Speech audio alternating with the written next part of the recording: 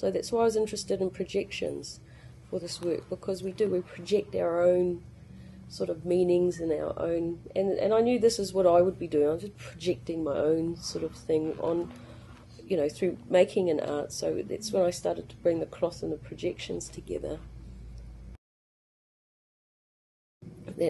So then I had this other problem of, how do you make a poem a work of art in a gallery space where words are usually associated with the performative or the didactic?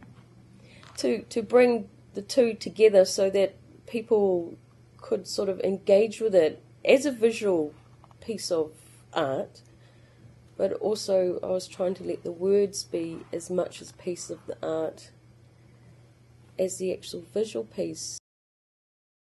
The cloth is used in presentations to actually create these vast spaces, and it's the movement through the space and then the exchange, and therefore then you've been cemented into this relationship, and it's usually cloth that does it.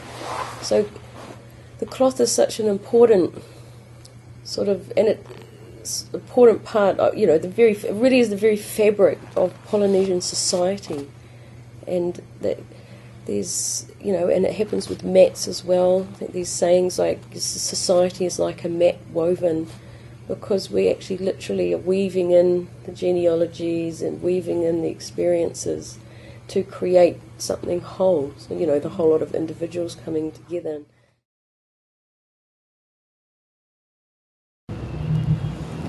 Cling to the sea, and I'll stay here and hide on the moon.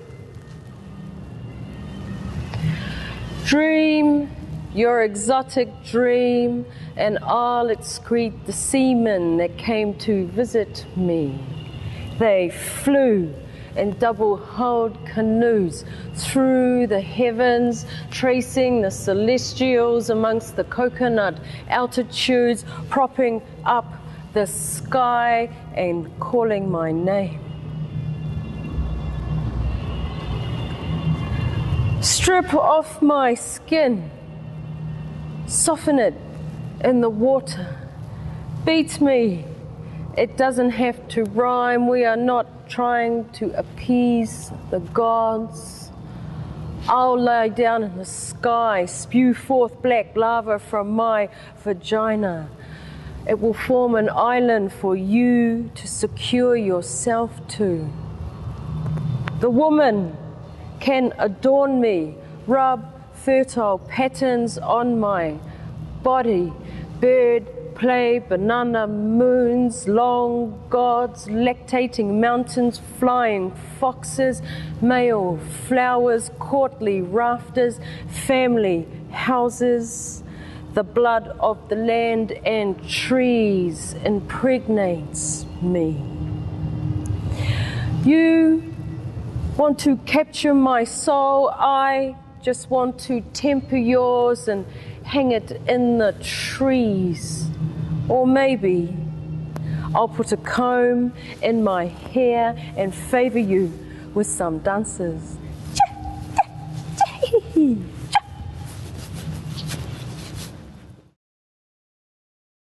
And I suppose the subtle thing that most people probably won't really get is the pattern is made from the two upetes. So it's like I digitally brought it to life again by actually, instead of us physically putting the cloth over and rubbing over it, I digitally sort of made so that's the exact pattern it would make, and then put it through, and that's when sort of the words, and then I just slowly embellished them with some of my own drawings.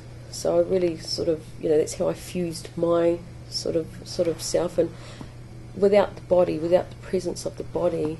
And I know some people miss that because they've experienced my performance or know me in the part, but I was sort of interested in a poem without a voice, and that's how I feel like a lot of the taonga is. It appears to be quiet and voiceless, but once you start to actually give it, or let yourself have time with it and slow down and want to learn about it, and therefore, and that's where education comes in, you get a greater and deeper understanding, and it takes you into different areas. So really it was a conversation between the upete and Frank, and I was just the facilitator. Well, it's so interesting because there was the Savage Club, which is a gentleman's club that was started in the 1800s. It's still going today, and Frank Burnett got invited to do a talk here, so I got really intrigued with this notion of the Savage Club. And this has been going on. And then I was walking down your corridor, and I saw a salvage kit for museum collections. But then I thought, of course, see, if you cover the L, then you get a savage kit for the museums. And I started to think of all these things that a museum would need, including a savage kit, so that appealed to my sense of humour. Now, this is what I love about exhibitions like this, that it gives people the opportunity to maybe revisit a legacy that might be seen as uncomfortable or awkward, and gives us the chance to allow it to grow and move forward so that it becomes alive and dynamic, and then it can go off into all sorts of directions that you wouldn't have thought possible.